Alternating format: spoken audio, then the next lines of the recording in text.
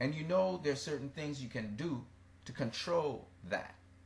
That's kind of like what boxing is. It's kind of hard to explain because unless you've done it, unless you've done any kind of martial art for that matter, any kind of fighting, you can't really understand what I'm saying. There's certain things that you can do uh, to make a guy do something else. You really want to kind of have some kind of control, but in the beginning you can't think too much. You have to just have done these things and rehearse them a lot to be able to naturally produce the reaction. And you're really observing everything about a guy. It's that you're not just watching his hands or his feet. You're actually watching everything. You have to be very observant. So that's, I guess, what they're trying to say. And that's what the boxing writer was saying. And that's called reading a fighter. Okay? It's called reading a fighter. And if you read him correctly, you know what to do. And Floyd Mayweather's very good at reading a fighter. In fact, Manny Pacquiao's pretty good at reading a fighter as well. But he more anticipates than predicts. And now, go to UMA Fight Camp, know the difference between predicting and anticipating. They're two different things. I learned from UMA Fight Camp, a brother who's been in combat sports across the board. All right, so back to Brandon Rios. And Brandon Rios, man, this brother has done some incredible things at lightweight, okay? And like I said, you can't just look at his title fights and all the big names. You have to look at, when you're looking through a guy's resume, if you're just looking at records, okay, fine.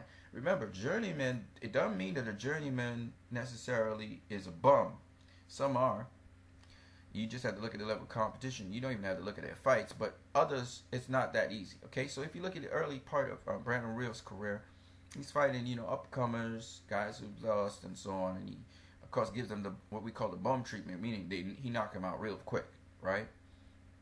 But as you move through his career, he starts to fight some journeymen, okay? Some low caliber, some high caliber journeymen, some really green guys coming up, all right? And then he really starts to fight some pretty good competition in a guy called Ricardo Dominguez. And let me tell you how we know it's pretty good competition. It's because when you look at Dominguez, he had a split decision win. So this guy was worthy. He could have beaten him. All right? This was some good work. They like to call it, that's good work right there. He gave him some good work. Okay? And then that's why I said you can't only look at the competition that is the big competition. You got to also look at some of the competition when he's upcoming, because these guys prep him for the bigger competition. All right? And that's why we say sometimes you're matched tough. Let's keep it going. And it's not always because the guy's record is like this. All right? Sometimes the guy has a record like this, for instance. All right? And give you stiff work, give you the work, because you needed to learn how to adjust to a particular style. And the guy came to win. All right? So, and the guy probably was in tough with a lot of tough competition, so you were kind of easier work. All right, let's talk about some more guys here. He fought Jorge Luis Terron. Okay, I'm going in deep. And he got the vacant NABF lightweight title. He knocked him out in the third round. Guy had a decent record that kind of matched his record at that time. And then he faced a known guy. Right now he's making waves in boxing, Anthony Peterson.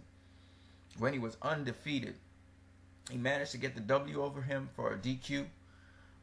He knocked down Peterson in the fifth. Peterson came back and, hit him some low blows. And because of that, it was a close fight. You could see from the judges' scorecards. Just look at the judges' scorecards there.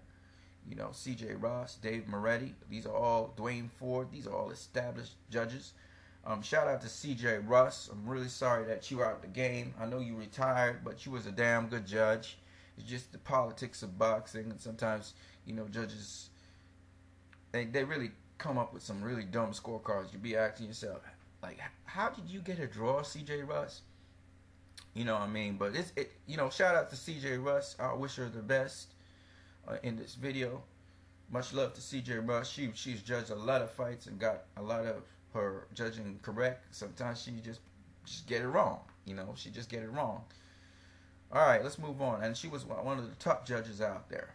And she judged a lot of fights, a lot of non-title fights, a lot of non-prominent fights. People don't understand. The judges, these guys, they had a love for the sport. They've been around for like forever. Anyway, let's keep it going. And they judge sometimes some backyard fights, man. Some fights in gyms, some fights in clubs. You know, man. Anyway, whatever. Let's keep it going. So she got that one right. And then we had Miguel Acosta. He beat Miguel Acosta by knocking him out in the 10th round to win the WBA World Lightweight title. Like I said, man, this boy was no joke. Okay, Brandon Rios. He was no joke as a lightweight, and he's no joke. He then fought a guy called, he lost the title because he came out on the scales too heavy against John Murray. He still whipped his tail. I mean, he put on a good whooping on him and knocked him out in the 11th round. And then he faced a very slick, very skilled Cuban boxer, Richard Abril. Again, he came in overweight. And he fought to a split decision win. Some people say, you know, Brandon Rios did not win that fight. Other people believe that he did win it. Got the W over this guy. It was a pretty close fight. It's to some degree. Depends on what style you actually favor, to be honest with you. But that's a big name he got on his resume, because to this day, Richard Abril, he's a lightweight champion. You know, this guy's no joke.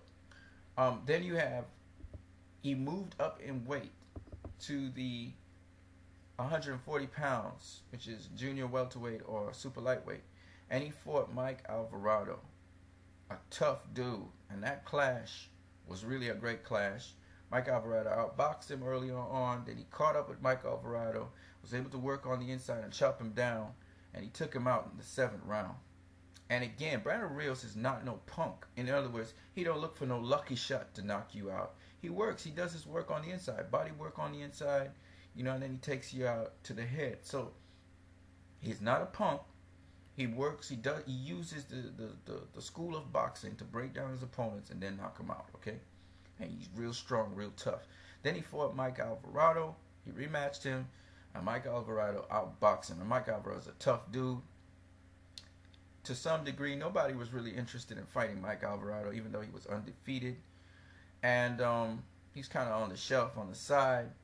And finally, he got some fights, some good fights. And he's beaten some really good people, like Mauricio Herrera. You know, he beat Mauricio Herrera. And Mauricio Herrera is no joke, you know what I mean? Of course, you could say that Mauricio Herrera won that fight. It was kind of close, in my opinion, when I looked at it. And then after losing to Mike Alvarado, instead of Mike Alvarado fighting Manny Pacquiao, this brother got his opportunity to fight Manny Pacquiao coming off of his knockout loss to Marquez. And to show you how big this dude was, he came in on the scales 146.5 pounds, and the limit was 147 pounds. Came in on fight night somewhere close to 160. You know what I mean? That's how big this dude is.